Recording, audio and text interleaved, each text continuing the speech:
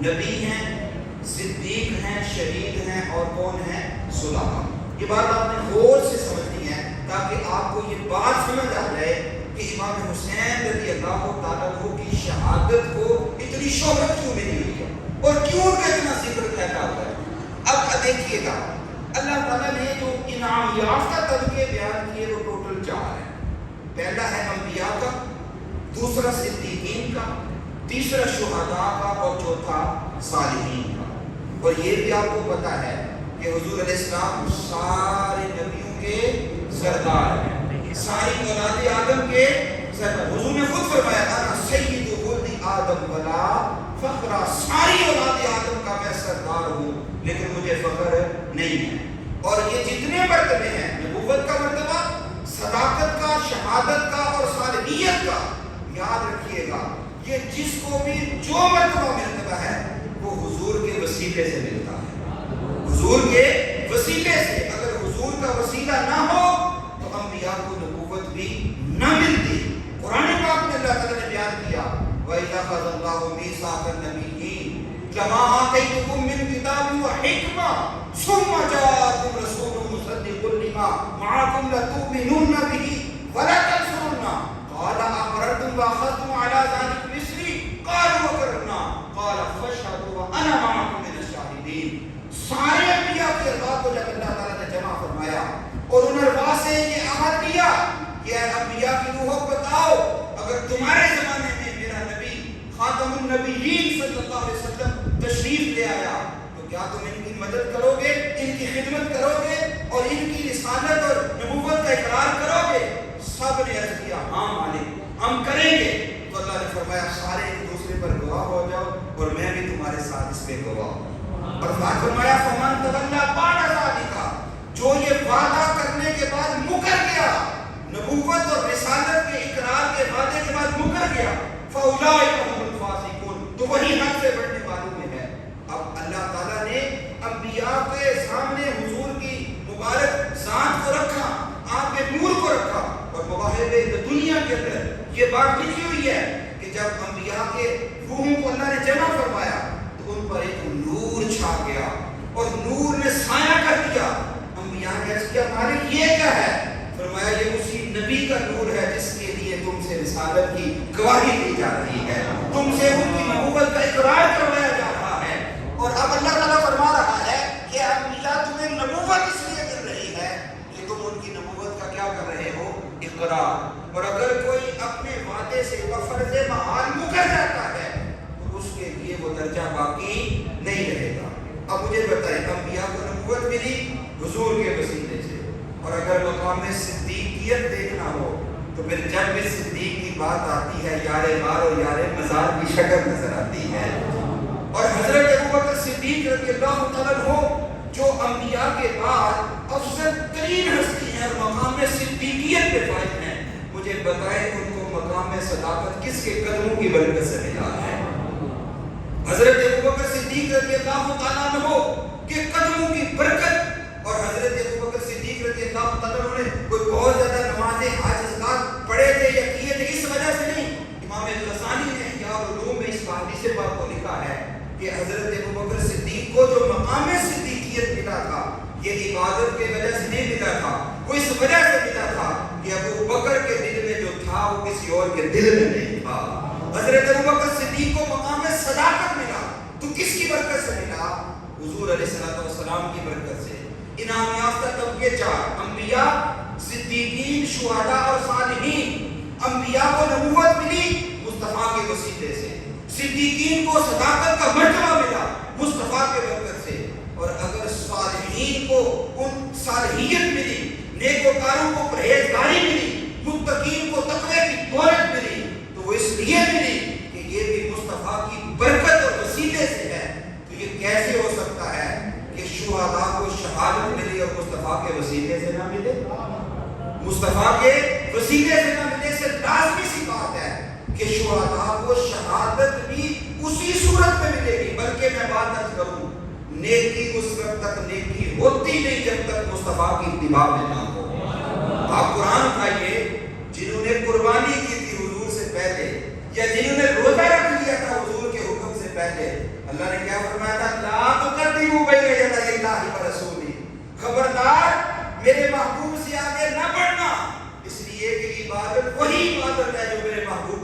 غلامی میں ہو کر آئے گی۔ اب نبوت حضور کے وسیلے سے رہی تو وہ نبوت بن گئی، حضور کے وسیلے سے صداقت رہی تو وہ صداقت بن گئی، اور صالحیت حضور کے وسیلے سے رہی تو وہ بھی صالحیت بن گئی۔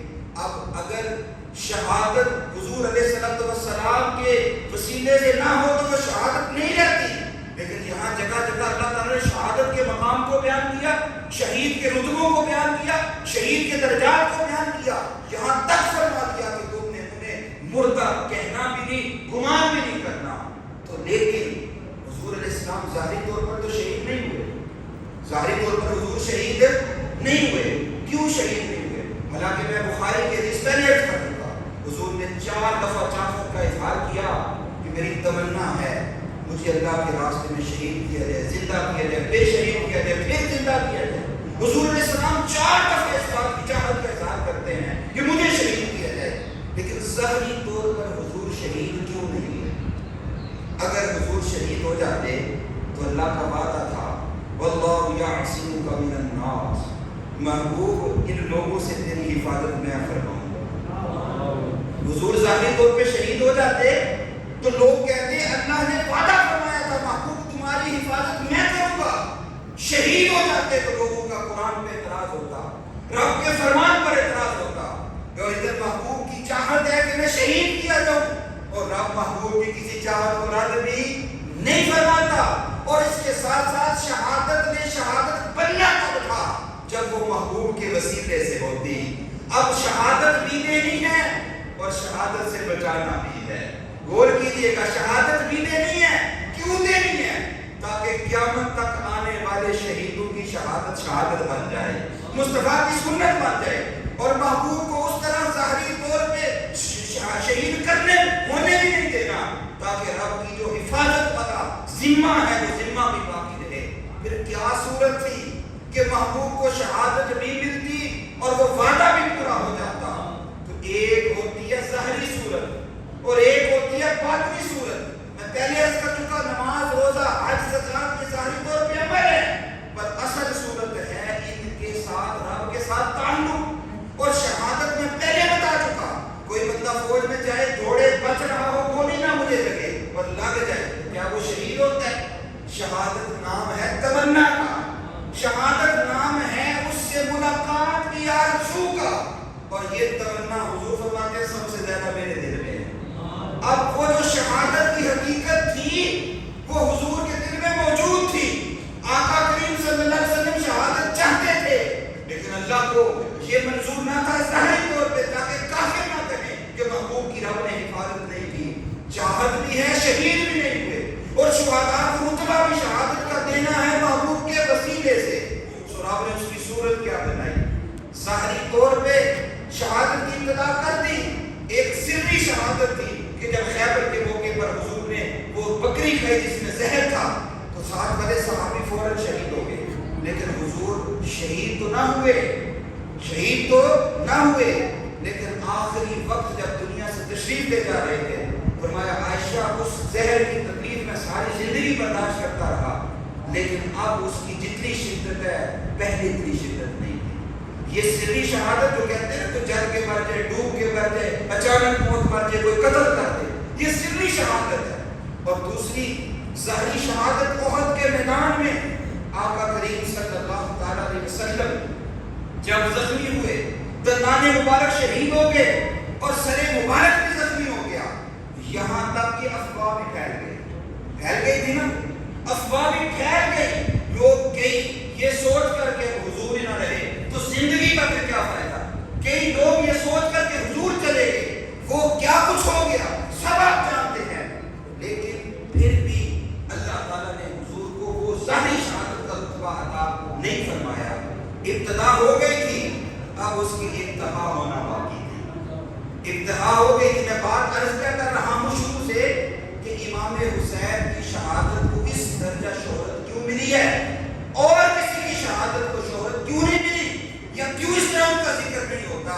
اس کی وجہ یہ ہے کہ یہ ظاہری طور پہ شہادت تو امام حسین کی ہے، لیکن حقیقت میں سیرت النبی کے ایک باب کی تکمیل ہے۔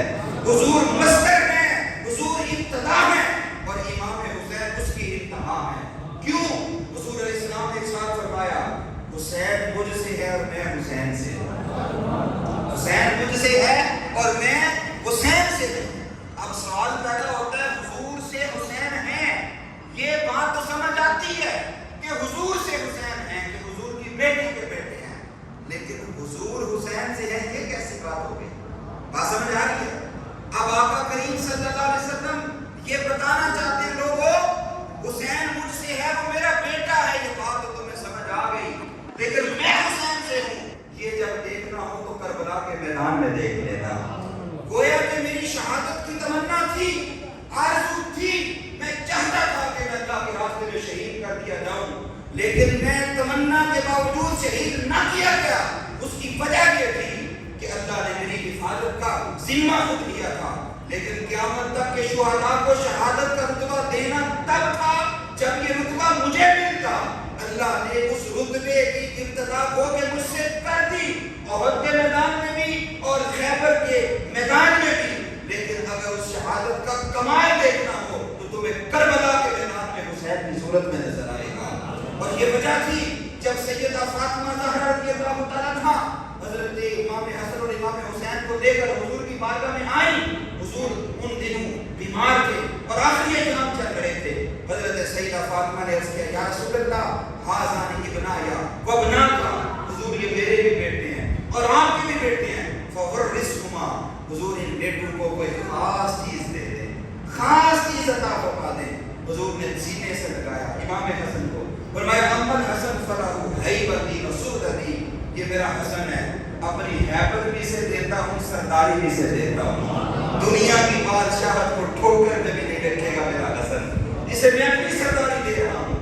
اور فرمایا حسین فلاح جودی و جراتی، میں اپنے حسین کو سخاوت بھی دیتا ہوں، اپنی بہادری بھی دیتا ہوں۔ اب حسین کو دی بہادری اور حسین کو دی سخاوت۔ سخاوت تو ان کی ساری زندگی آپ کو پتہ ہے، جو آیا کتنا مانگا دے دیا، ہزاروں اشرفیاں ہاتھوں میں ہوتی تھی دے دیتے تھے، لیکن ان کی جو بہادری کا اظہار ہے وہ کربلا کے میدان میں نظر آتا ہے۔ حضور نے خاص طور پہ اپنی بہادری اسی لیے دی تھی کہ میری شہادت کا مذہب جس نے بننا ہے وہ حسین نے بننا ہے۔ اور پھر یہ وجہ تھی کہ جب 22,000 کا لشکر چل رہا تھا، کسی کا ایک 6 ماہ کا بچہ آخری طور پر بھی، یہ دونوں شہزادے حضور کے مشابہ تھے، امام حسن سینے سے لے کر چہرے تک اور امام حسین پیٹ سے لے کر پاؤں تک حضور کے مشابہ تھے۔ صحابہ کہتے ہیں حضور کے وصال کے بعد جب حضور کی یاد پہ جاتے دونوں شہزادوں کو دیکھتے تھے، ہمارے دل کو ٹھنڈ پڑ جاتی تھی۔ ظاہری طور پر بھی اللہ نے حضور کے مشابہ بنایا اور باطنی طور پر بھی آپ کو پتہ ہے جنتی جتنے بھی لوگ ہوں گے ان سب کے سردار میرے آقا ہوں گے، یہاں بھی وہ سردار وہاں بھی وہ سردار۔ اور ان کی باطنی مشابہت کیسی تھی؟ حضرت حذیفہ بن یمان کہتے ہیں میں نے اپنی امی سے کہا قلت لأمی دعینی اتی نبی صلی اللہ علیہ وسلم واصلی معه المغرب واسأله ان یستغفر لی ولک، میں نے اپنی امی سے کہا امی مجھے اجازت دو، میں حضور کی بارگاہ میں جاتا ہوں، وہاں جا کے مغرب کی نماز پڑھتا ہوں اور حضور سے کہوں گا حضور میری بھی بخشش کی دعا کر دے، میری ماں کی بخشش کی بھی دعا کر دے۔ والدہ کو لالچ دے دیا تو کتنا پیارا لالچ دیا، ماں نے کہا ٹھیک ہے جاؤ میری بخشش کی دعا کروانا۔ حضرت حذیفہ بن یمان کہتے ہیں میں جب گیا اب حضور کے ساتھ مغرب پڑھی، بڑا مزہ آیا، باتیں شروع ہو گئی۔ اب کس کا دل چاہے کہ حضور کی باتوں کو چھوڑ کے جاؤں؟ میں مغرب پڑھنے آیا تھا، بیٹھے بیٹھے عشاء ہو گئی، پتہ ہی نہیں چلا۔ اب عشاء بھی حضور کے پیچھے پڑھی۔ عارض فرماتے ہیں جو ہم بھی وہاں ہوتے خاک کے گلشن لپٹ کے قدموں سے لیتے اتر، مگر کریں کیا نصیب میں یہ نامرادی کے دن لکھے تھے۔ ہم وہاں ہوتے تو کتنا مزہ آتا، حضور کی باتیں اور یہ کہتے ہیں مغرب ہو گئی عشاء بھی ہو گئی۔ حضور نے عشاء کی نماز پڑھائی اور اپنے حجرے مبارک میں جانے لگے تو کہتے ہیں فتبعتہ، میں حضور کے پیچھے چلا تو میرے قدموں کی آہٹ سے کچھ آواز پیدا ہوئی اور حضور نے پیچھے مڑ کے دیکھا نہیں، پیچھے مڑ کے دیکھا نہیں، ادھر منہ تھا۔ فرمایا من ھذا، اب حذیفہ غفر اللہ لک ولیمک ما حاجتک، کون ہے یہ؟ حذیفہ ہے۔ حذیفہ اللہ تیری بھی بخشش کر دے، تیری ماں کی بھی بخشش کر دے، بتا کیوں آیا ہے؟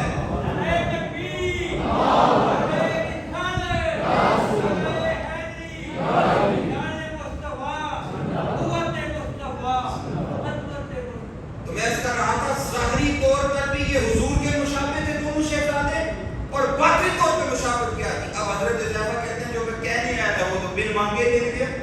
اب میں کیا کہتا, میں خاموش پڑا تھا. تو حضور نے پھر ساتھ ارشاد فرمایا, حذیفہ ابھی ابھی میرے پاس ایک فرشتہ آیا تھا اور آج سے پہلے وہ فرشتہ کبھی نہیں آیا. اور فرشتہ مجھے ایک تو سلام کرنے آیا تھا اور دوسرا مجھے یہ بتانے آیا تھا کہ انا فاطمہ سیدۃ نساء اہل الجنہ وان الحسن والحسین سیدا شباب اہل الجنہ. فرشتہ بتانے آیا تھا آپ کی بیٹی جنتی عورتوں کے سردار ہیں اور حسن و حسین جنتی نوجوانوں کے سردار ہیں. ظاہری طور پر بھی مصطفیٰ کے مشابہ اور باطنی مشابہت بھی یہ ہے کہ مصطفیٰ بھی جنتیوں کے سردار ہیں اور مصطفیٰ کے تحت یہ شہزادے جنتی نوجوانوں کے سردار ہیں. تو اللہ تعالیٰ نے حضور علیہ السلام کی چاہت کے باوجود وہ شہادت کا ظاہری طور پہ وہ مقام نہیں دیا کیونکہ حفاظت مقصود تھی, لیکن فرمایا محبوب نے لوگوں حسین مجھ سے ہے اور میں حسین سے ہوں. کربلا کے میدان میں جب 22,000 کے لشکر جرار کے سامنے حیدر حسین جرأت و بہادری کی داستان رقم کر رہا ہو اور وہ کسی تیر, کسی نیزے, کسی بھالے کے سامنے جھک رہا ہو اور سارا خاندان قربان کر کے پھر بھی ڈٹا رہے, تو سمجھ لینا وہ ظاہر حسین کی شہادت ہے. حقیقتاً میری شہادت کا وہاں پہ اظہار ہو رہا ہے, میری شہادت کے جلوے میں نظر آ رہے ہیں. اس لیے کائنات میں شہادتیں بڑی ہوئی اور شاید قیامت تک ہوتی بھی رہے گی, لیکن جو ذکر, جو قبولیت عامہ, جو شہرت اور جو زبان خاص و عام کی زبان پہ ذکر جاری رہا, کیا رہے گا امام حسین کی شہادت کا, وہ کسی اور کا جاری نہیں ہو سکتا. اس لیے کہ یہ ظاہر امام حسین کی شہادت ہے اور حقیقتاً مصطفیٰ کی شہادت کا اظہار ہے. اسی لیے آقا کریم صلی اللہ علیہ وسلم ان کی تربیت کرتے رہے. گو کہ بچپن میں ان کی شہادت کی خبر تو شروع ہو چکی تھی.